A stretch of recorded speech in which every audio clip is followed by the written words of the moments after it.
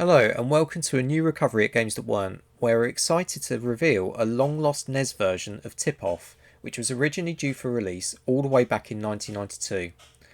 This was developed by Enigma Variations for Anco and was set to be published by Imagineer, but the game was ultimately cancelled when Anco's partnership with Imagineer came to an end.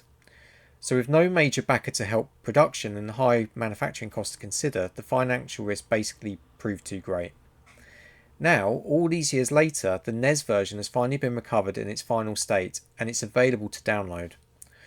The build comes from a binary file that showcases a very early prototype with playable characters. It was created by none other than Jim Smart, who had previously worked on Chip's Challenge for the NES. And you might even notice some of the similarities in the score panel between the two games as a result. At this stage, the game doesn't include a CPU opponent, so you'll need two control pads to be able to play. There are also a number of glitches, and as you might expect from a build this early in development, the game never reached the point of having any title screens or option menus, where the focus was purely, it seems, on getting the core gameplay up and running. But while the prototype itself is silent, another exciting discovery was the recovery of music composed by David Whittaker.